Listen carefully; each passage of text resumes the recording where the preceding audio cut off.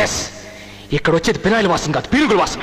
ఇక్కడ వరండాలో ఉమ్ములు వాంతుల మధ్య చచ్చే కంటే ఇంట్లో చాప్ మీద పడుకొని చావడం మేలనుకుంటారే జనం. This is ridiculous mister Ganesh. Do you have any substantial evidence to prove your allegations? What is ridiculous?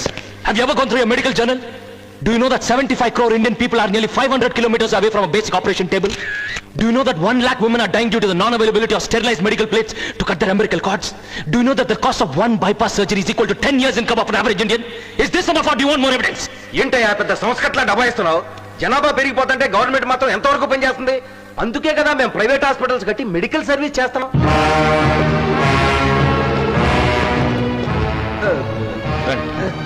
పర్లేదు రండి.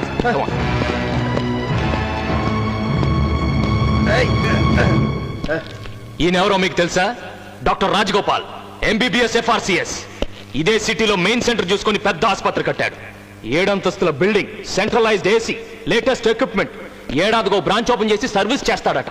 కానీ 2.5 లక్షలు లేకుండా ఎవరైనా ఆసుపత్రి లోపలికి వెళితే బయటకు నెట్టే చంపేస్తాడు. Mister Ganesh, keep quiet doctor Rajagopal. ఆరోగ్యాన్ని అమ్మటాన్ని నీ మెడికల్ డిక్షనరీలో సర్వీస్ అంటారా? సిగ్గులేదు? అసలు ఎప్పుడైనా ఈ తెల్లకోట్ నీ ఒంటి మీదకి ఎలా వచ్చిందో ఆలోచించావా? MBBS చదివితే వచ్చింది. ఎవడబ్బా సొమ్ముతో చదివయ్యా? ఇలాంటి ఒక్కొక్క డాక్టర్ ని తయారు చేయడానికి ప్రభుత్వానికి 12 లక్షలు ఖర్చు అవుతుంది. ఆ 12 లక్షలు ఎక్కడవి? కూలీ నాలి చేసుకునే పేద ప్రజలు, చాలీ చాలిన సంపాదనతో బతికే సగటు మనుషులు 10 పరకా సంపాదించి ఆ డబ్బుతో ఉప్పో పప్పో ఉల్లిపాయ కొనుక్కుంటే అలా కొన్న ప్రతి వస్తువు మీద పన్ను వేసి ఆ పన్ను రూపంలో వచ్చిన డబ్బులో నుంచి 12 లక్షలు ఖర్చు పెడితే ఇదిగో ఈ మహానుభావుడు డాక్టర్ అయ్యాడు. ఇది నువ్వు మర్చిపోతే ఎర్రటి రక్తాన్ని తెల్లటి పాలుగా చేసి పెంచిన నీ తల్లిని మర్చిపోయినట్టే. ముందు మా నాయకుడు ఎక్కడ ఉన్నారో చెప్పు. ఎవరా వాగింది? ఎవరా మీ నాయకుడు? ఒంటి మీద ఉన్న చక్క గుండెలు లేవు, కట్టుకున్న పంచకు ఉతుకులేదు. నిన్ను చూస్తుంటే నీ నాయకుడికి జిందాబాదులు కొట్టి ఎముకలు బయటపడి చచ్చేలాగున్నావా? నీకు రోగం వస్తే నీ నాయకుడు ప్రైవేట్ హాస్పిటల్లో చేర్చడురా, ఇక్కడ ఏదే జనరల్ హాస్పిటల్ పడేస్తాడు. ఎలక్షన్స్ ముందు వచ్చి చేతికో జెండా జేబుకో వంద పెట్టి గెలిచి అడ్రస్ లేకుండా వెళ్ళిపోయాడు మీ నాయకుడా. ఎప్పుడురా తెలుసుకుంటారు మీరు? ఎప్పుడు తెలుసుకుంటారు? గాను తెలుసుకోరు గణేష, ఆలి జన్మను తెలుసుకోరు. వీళ్ళకన్నా మున్సిపాలిటీ కుక్కలయ్యం కాదు, భూమి బతుకులు చెడా. నువ్వు చెప్పింది నిజమయ్యా, చాలా సత్యం. ఈ దిక్కుమాల దవాఖానా ఎంతమంది పసిపిల్లల్ని అన్యాయం చేస్తుందో ఈ కళ్ళతోనే చూస్తున్న కొడుక. గతెందుకు ఈ సంటోడు కూడా రాదు. ఒక కిడ్నీ లేదని వీళ్ళ అయ్యని చంపిండ్రు, వీళ్ళ అమ్మని చంపిండ్రు. ఈ పోరని దిక్కులేనోని చేసిండ్రు గణేష, దిక్కులేనోని చేసిండ్రు. ఈ పిల్లాడే కాదమ్మా, నేను కూడా ఈ ఆసుపత్రి వల్లే అనాథనయ్యాను.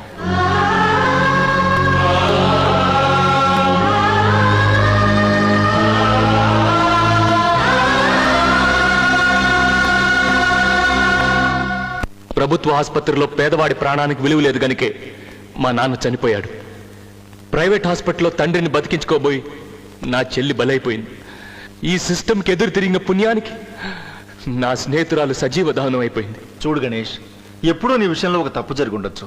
అంత మాత్రం చేత దాన్ని గోరంతలు కొండంతలుగా చేసి చెప్తే జనానికి మా మీద ఉన్న ఆ కొంచెం నమ్మకం కూడా పోతుంది కదా. జనానికి మీ మీద నమ్మకం రావాలంటే మీరు పని చేయాలి. చేస్తారా? చెప్పండి, చేస్తాం. మీ కుటుంబంలో ఎవరికైనా జబ్బు చేస్తే ఇదే కారిడార్లో పడేసి ట్రీట్ చేయాలి. చేస్తారా? ఆ ఆలోచన వస్తేనే మీకు భయంగా ఉంది. అనుభవించే మాకు ఎలా ఉంటుంది? ఇది హాస్పిటల్ అని మేము రావట్లేదు, దేవాలయం అనుకుని వస్తున్నాం.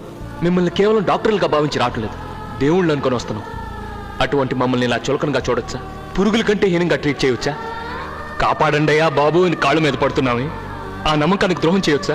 మీరు చెబుతున్నవన్నీ నిజాలే మిస్టర్ గణేష్. సమస్య చెప్పారు, దీనికి మీరు చెబుతున్న సొల్యూషన్ ఏమిటి? రెవల్యూషనా? కాదు, realisation. Realisation at all levels.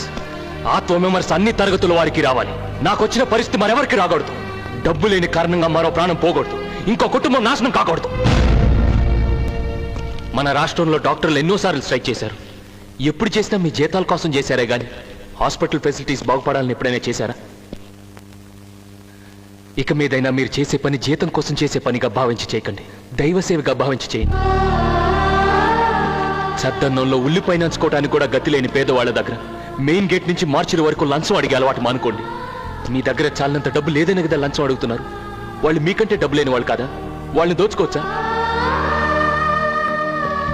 నరాల్లో డబ్బు పిచ్చి జీర్ణించుకుపోయిన రాజకీయ నాయకులందరినీ అడుగుతున్నాను, మనీ ప్రపంచంలో నుంచి మానవత ప్రపంచంలోకి రండి. మీరు తీసుకునే లంచంలో సగం డబ్బు ఖర్చు పెడితే ఊరికో జనరల్ హాస్పిటల్ కట్టొచ్చు, వీధికో హెల్త్ సెంటర్ పెట్టొచ్చు. ఇన్నాళ్ళు మా నోట్లో మట్టి కొట్టారు, ఊరుకున్నాం. మా పొట్టను కొట్టారు, సహించాం. పనులు లేకుండా తిప్పారు, ఓర్చుకున్నాం. మీకు తోచినప్పుడల్లా పన్నుల మీద పనులు వేసుకుంటూ వచ్చారు, నోరు మూసుకొని కట్టాం. మీ రాజకీయ మార్కెట్లో మా శ్రమని, నమ్మకాన్ని, జీవితాన్ని, భవిష్యత్తుని కిలోలు లెక్క అమ్మేశారు. కిక్కురు మనకుండా అమ్ముడిపోయాం. కుల పోరాటాలు పెట్టారు, మత కలహాలు పెట్టారు. మేం కొట్టుకు చచ్చాం గాని మిమ్మల్ని మాత్రం అధికారంలోనే కూర్చోపెట్టాం.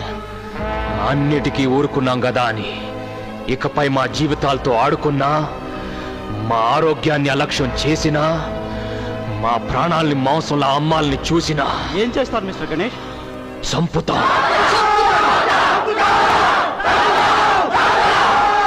ఈ రోజు రాష్ట్ర వైద్య చరిత్రలో ఓ మర్చిపోలేని రోజు. ప్రియా, గవర్నర్ ప్రెసిడెంట్ గా ఉన్న రెడ్ క్రాస్ సొసైటీకి డబ్బంతా చేర్చు. ప్రజల డబ్బు ప్రజలకే చేరాలి. ఓకే. ఈ రోజు నుంచి సగటు మనిషి ఆరోగ్యానికి ఉపయోగపడే డబ్బు చట్టవిరుద్ధంగా ఎవరి దగ్గర ఉండదు. పేదవాడి ప్రాణానికి విలువివ్వని ఎవ్వడో ప్రాణాలతో ఉండడు. అంటే మా నాయకుడిని చంపేశావా? లేదు, బతికే ఉన్నాడు. ఇదే హాస్పిటల్లో ఉన్నాడు.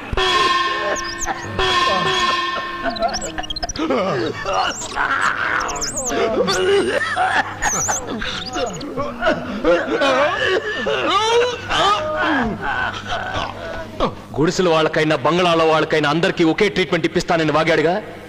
నర్వస్ షాక్ వచ్చి పడిపోయి ఒక సాధారణ పౌరుడిగా అసలు రూపంలో ట్రీట్మెంట్ తీసుకుంటున్నాడు.